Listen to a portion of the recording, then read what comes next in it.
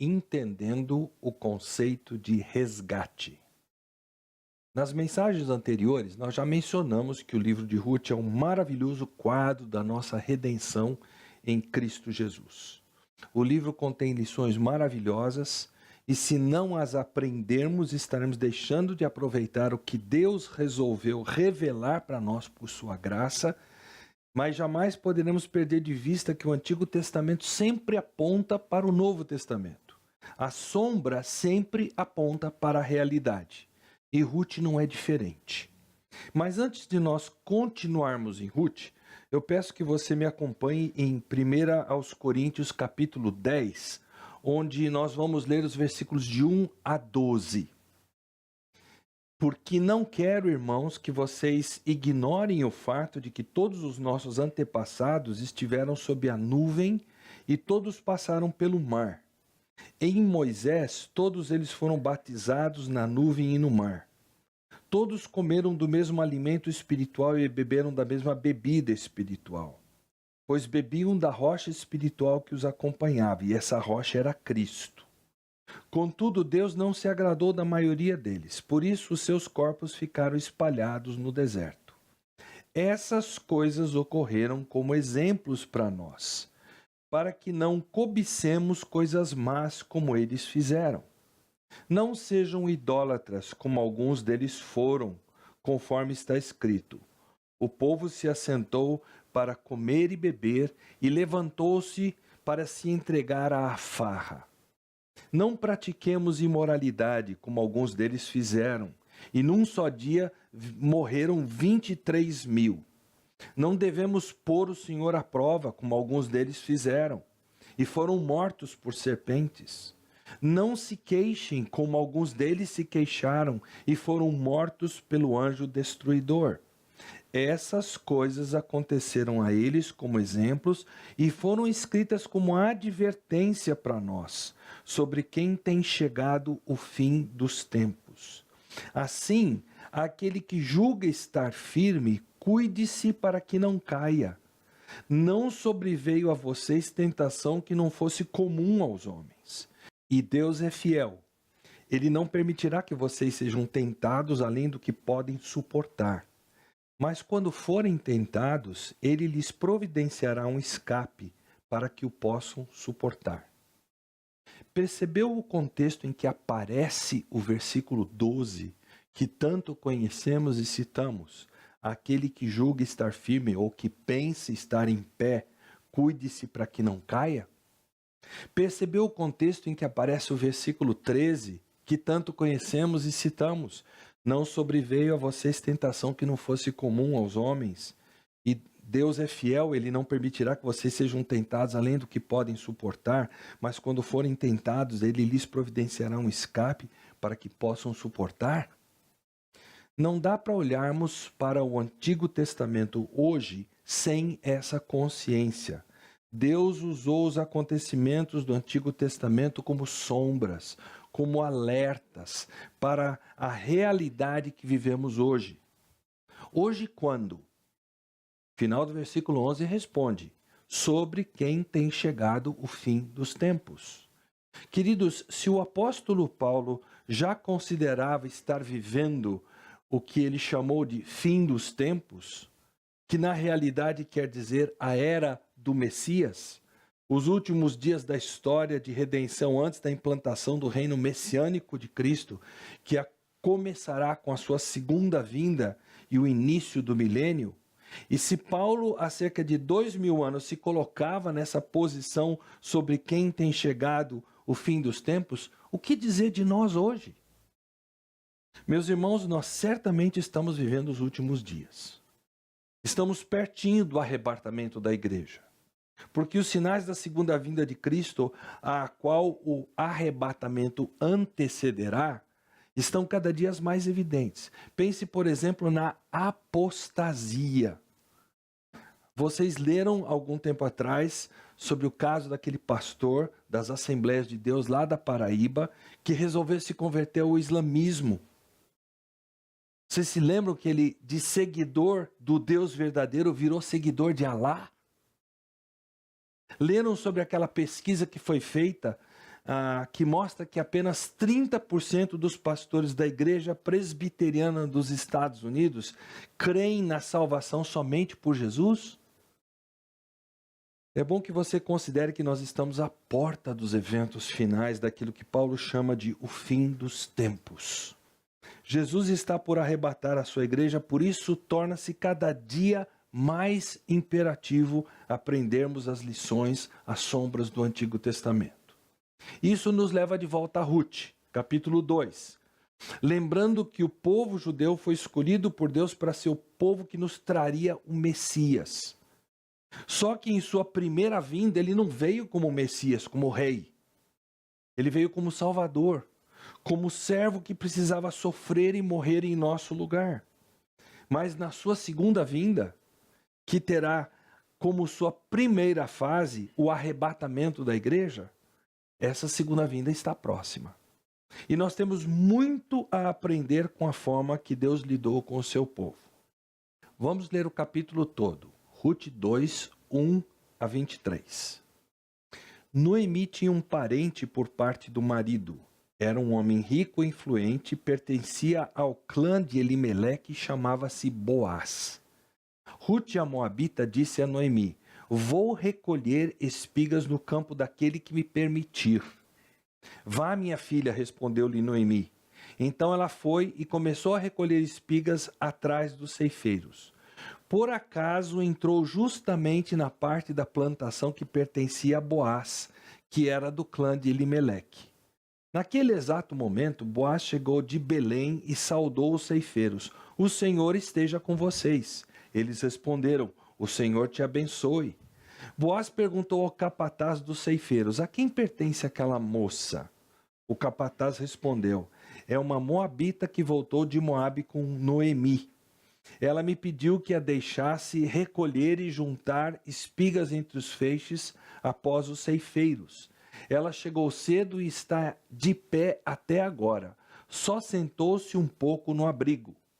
Disse então Boaz a Ruth: ouça bem, minha filha, não vá colher noutra lavoura, nem se afaste daqui, fique com as minhas servas. Preste atenção onde os homens estão ceifando e vá atrás das moças que vão colher. Darei ordem aos rapazes para que não toquem em você. Quando tiver sede, beba da água dos potes que os rapazes encheram. Ela se inclinou e, prostrada, rosto em terra, exclamou: por que achei favor a seus olhos, a ponto do Senhor se importar comigo, uma estrangeira? Boaz respondeu: contaram-me tudo o que você tem feito por sua sogra, depois que você perdeu o marido. Como deixou seu pai, sua mãe, sua terra natal, para viver com um povo que pouco conhecia. O Senhor lhe retribua o que você tem feito. Que você seja ricamente recompensada pelo Senhor, o Deus de Israel, sob cujas asas você veio buscar refúgio. E disse ela: continue eu a ser bem acolhida, meu senhor. O Senhor me deu ânimo e encorajou sua serva, e eu sequer sou uma das suas servas. Na hora da refeição, Boaz lhe disse: venha cá, pegue um pedaço de pão e molhe-o no vinagre. Quando ela se sentou junto aos ceifeiros, Boaz lhe ofereceu grãos tostados. Ela comeu até ficar satisfeita e ainda sobrou. Quando ela se levantou para recolher, Boaz deu estas ordens a seus servos: mesmo que ela recolha entre os feixes, não a repreendam.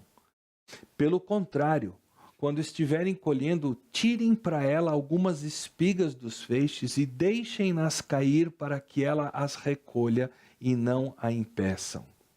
E assim Ruth colheu na lavoura até o entardecer. Depois debulhou o que tinha juntado, quase uma arroba de cevada.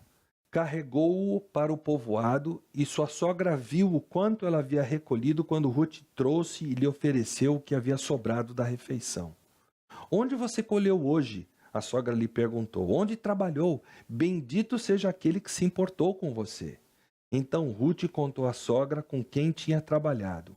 O nome do homem com quem trabalhei hoje é Boaz. E Noemi exclamou: seja ele abençoado pelo Senhor, que não deixa de ser leal e bondoso com os vivos e com os mortos. E acrescentou: aquele homem é nosso parente, é um dos nossos resgatadores. Continuou Rute a Moabita, pois ele mesmo me disse também: fique com os meus ceifeiros até que terminem toda a minha colheita. E Noemi aconselhou a sua nora Rute: é melhor mesmo você ir com as servas dele, minha filha. Noutra lavoura poderiam molestá-la. Assim Rute ficou com as servas de Boaz para recolher espigas até acabarem as colheitas de cevada e de trigo. Entretanto, ela ficou morando com a sua sogra. Nesse capítulo, nós temos personagens que nós precisamos considerar e nós o faremos em 3 mensagens separadas. A primeira mensagem, ou o primeiro personagem, melhor dizendo, Boaz, o resgatador, que tipifica Cristo Jesus, nosso Redentor, nosso resgatador. E Boaz é o personagem que nós vamos considerar na próxima mensagem, não agora.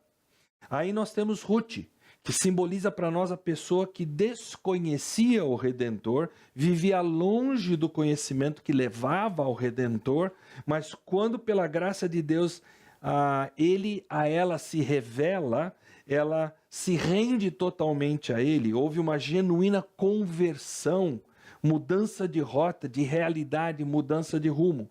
E por fim nós encontraremos Noemi, que simboliza para nós o crente que resolveu viver a vida sem dar bola para Deus, achando que conseguia ter Jesus apenas e tão somente como um bilhete de entrada para o céu.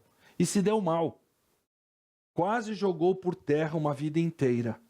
Mas pela graça e misericórdia maravilhosas de Deus, encontrou uma oportunidade de ser resgatada de uma vida inútil, de uma vida medíocre, conheceu o reavivamento, conheceu o sentido maior de vida através do Redentor.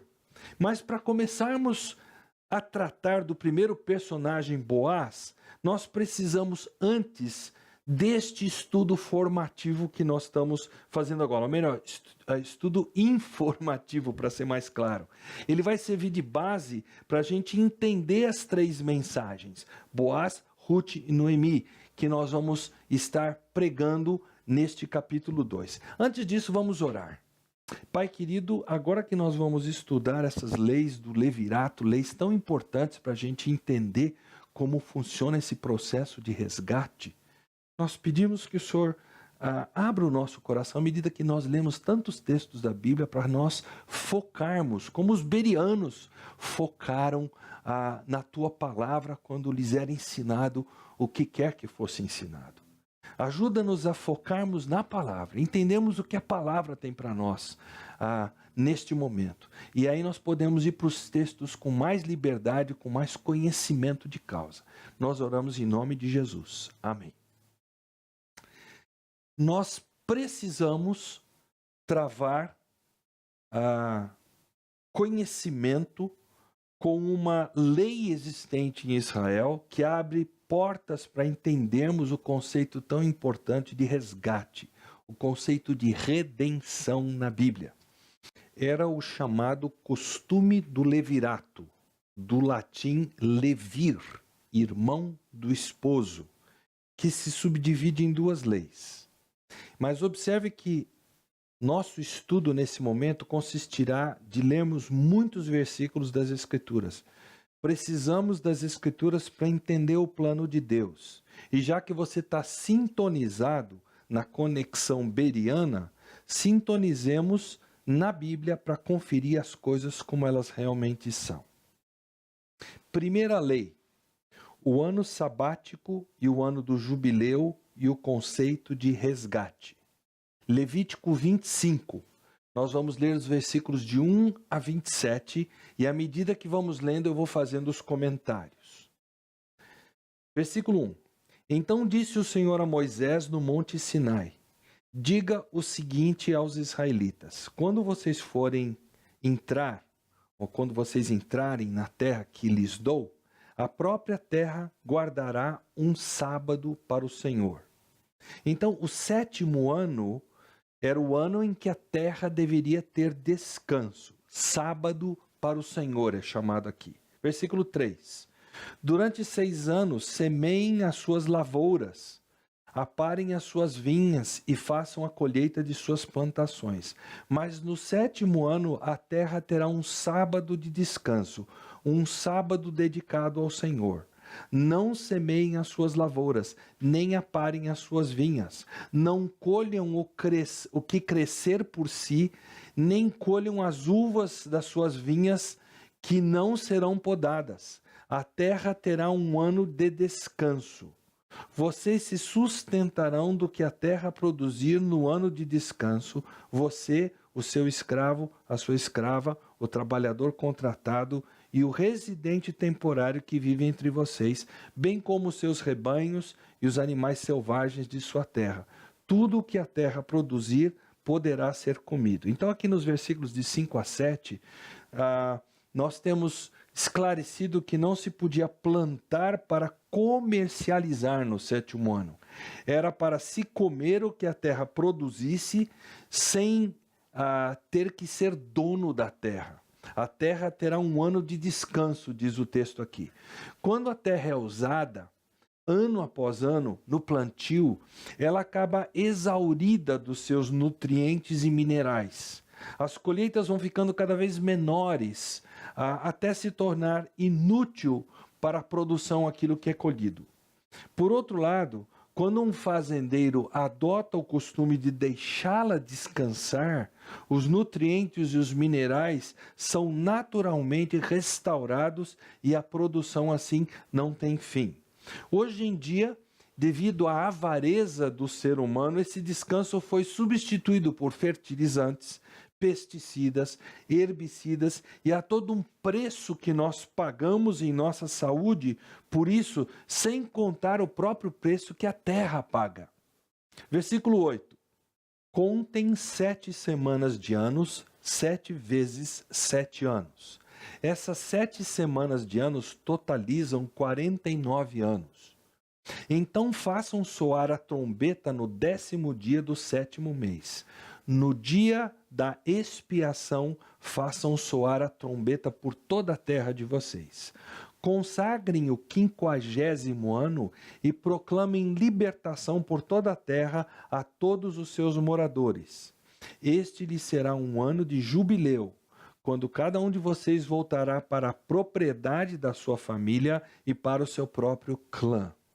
Então, nos versículos 8 a 10, nós temos, além do descanso da terra, agora nós temos o ano do jubileu, o 50º ano.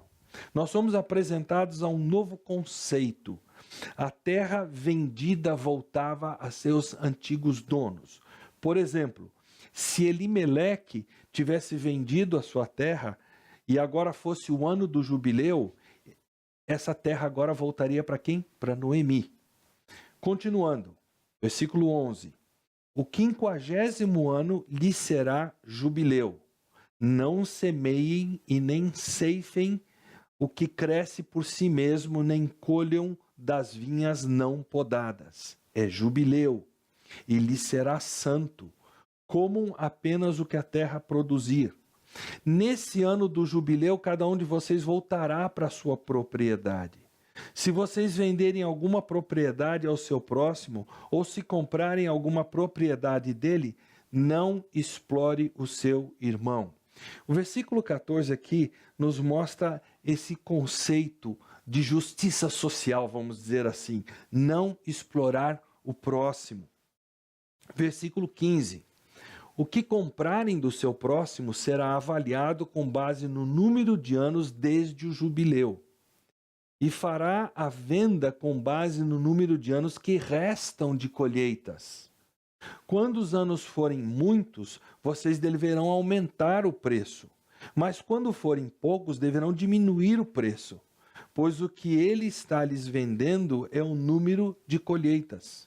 Não explorem um ao outro, mas temam ao Deus de vocês. Eu sou o Senhor, o Deus de vocês. Eu acho interessante que nos versículos 15 a 17, a venda não era exatamente venda.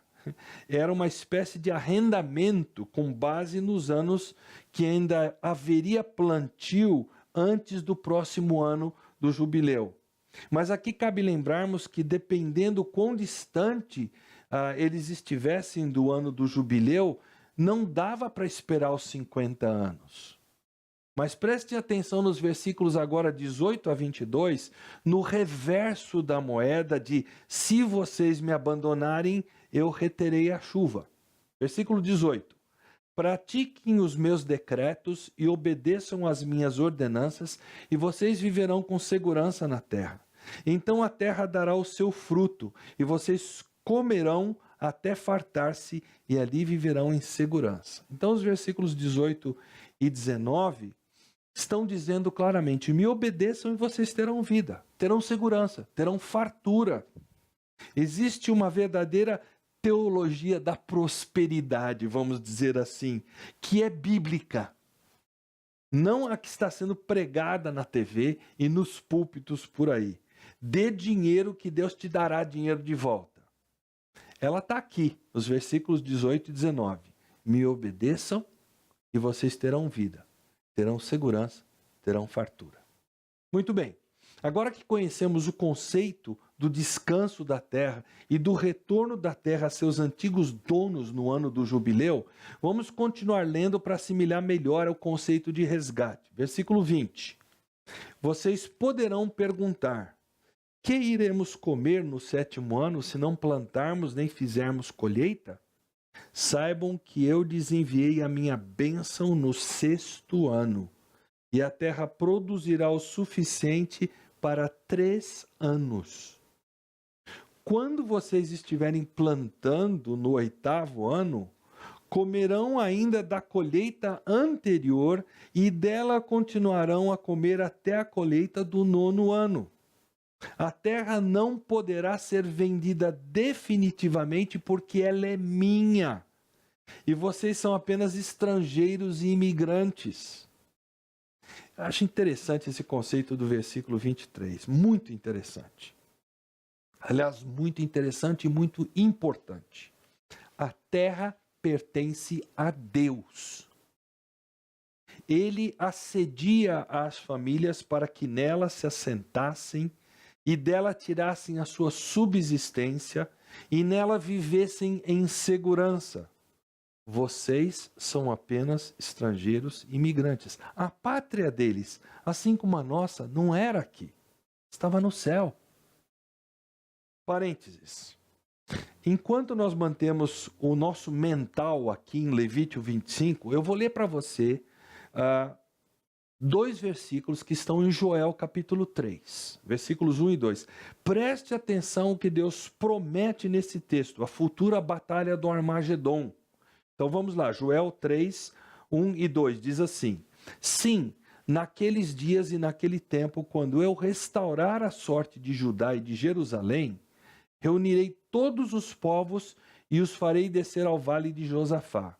Ali os julgarei, preste atenção, por causa da minha herança Israel, o meu povo, pois espalharam o meu povo por entre as nações e repartiram entre si a minha terra. Por que vai haver a batalha do Armagedon? Porque espalharam a Israel entre as nações. E em segundo lugar, porque repartiram entre si a minha terra. Hoje se negocia terra em Israel em troca de paz com os inimigos. Deus é ciumento daquilo que é seu. Fecha parênteses. Continuando, de volta a Levítico 25, versículo 24. Em toda a terra em que tiverem propriedade, concedam o direito de resgate da terra. Se alguém do seu povo empobrecer e vender parte da sua propriedade, seu parente mais próximo virá e resgatará aquilo que o seu compatriota vendeu. Esses versículos 24 e 25 mostram para nós o princípio que Boaz vai pôr em prática, resgatando a terra que pertencia a Elimeleque. Isso está lá no capítulo 4, e ele compra essa terra de Noemi. Versículo 26. Se, contudo, um homem não tiver quem lhe resgate a terra, mas ele mesmo prosperar e adquirir recursos para resgatá-la, calculará os anos desde que a vendeu, e devolverá a diferença àquele a quem a vendeu. Então poderá voltar para a sua propriedade. Eu acho interessante como é que Deus pensou em todos os detalhes, para que houvesse justiça. Se alguém conseguisse recursos, poderia comprar a terra de volta, com base num cálculo semelhante ao ano da, aspas, venda. Quantos anos de plantio até o ano do jubileu? Ou, se não tivesse dinheiro, automaticamente a terra voltava ao seu, aspas, dono original, mas somente no ano do jubileu. Vamos pular agora para o versículo 39 e continuar lendo. Se alguém do seu povo empobrecer e se vender a algum de vocês, não o façam trabalhar como escravo. Ele deverá ser tratado como trabalhador contratado ou como residente temporário.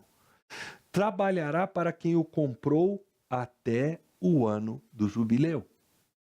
Então ele e seus filhos estarão livres, e ele poderá voltar para o seu próprio clã e para a propriedade dos seus antepassados. Vocês reparam que nos versículos 39 a 41, o texto está dizendo para nós, se a coisa ficar realmente feia e a pessoa não tiver mais recursos, que recursos? Terra. Ela poderia se vender como escrava. Ela poderia até vender a esposa e os filhos como escravos. Mas eles tinham que ser bem tratados.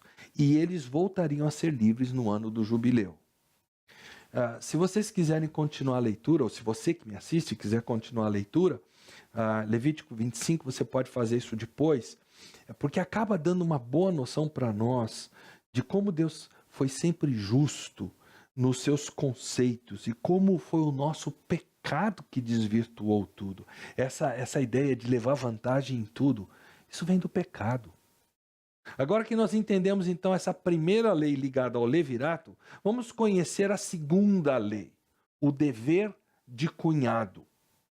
Para conseguir compreender melhor a ideia de resgate, nós precisamos entender esse dever de cunhado. Deuteronômio capítulo 25, versículos 5 a 10. Se dois irmãos morarem juntos e um deles morrer sem deixar filhos, a sua viúva não se casará com alguém de fora da família. O irmão do marido se casará com ela e cumprirá com ela o dever de cunhado. O primeiro filho que ela tiver levará o nome do irmão falecido, para que o seu nome não seja apagado de Israel. Se, todavia, ele não quiser casar-se com a mulher do seu irmão, ela irá aos líderes do lugar, à porta da cidade, e dirá: o irmão de meu marido está se recusando a dar continuidade ao nome do seu irmão Israel. Ele não quer cumprir para comigo o dever de cunhado. Os líderes da cidade convocarão e conversarão com ele. Se ele insistir em dizer, não quero me casar com ela, a viúva do seu irmão se aproximará dele e, na presença dos líderes, tirará uma das sandálias dele, cuspirá no seu rosto e dirá: é isso que se faz com o homem que não perpetua a descendência do seu irmão. E a descendência daquele homem será conhecida em Israel como a família do descalçado. Então, para resgatar terras, escravos e até mesmo o nome de um falecido que não havia deixado descendentes, era necessário ser resgatador ou redentor para fazer isso. No hebraico o termo é goel, literalmente o parente mais próximo, ou seja, ele tinha por parentesco o direito e o dever de ser o primeiro da fila a providenciar o resgate. Se ele não quisesse, haveriam outros parentes não tão próximos quanto a ele que poderiam exercer o papel de resgatador, redentor. E isso aconteceria por ordem de proximidade de parentesco. É interessante notarmos que esse costume do levirato, aqui retratado em Deuteronômio 25, visava não deixar o irmão morto, que não teve filhos no seu casamento, sem herdeiro. Esses casamentos não eram obrigatórios. Mas reparem que o versículo 5 diz: se dois irmãos morarem juntos. O que subentende pelos costumes da época que os irmãos partilhavam da mesma propriedade da família. Então, essa era tida como a melhor opção para perpetuar o nome da família naquela propriedade. É claro que o irmão, a se casar com a viúva, tinha que ser solteiro.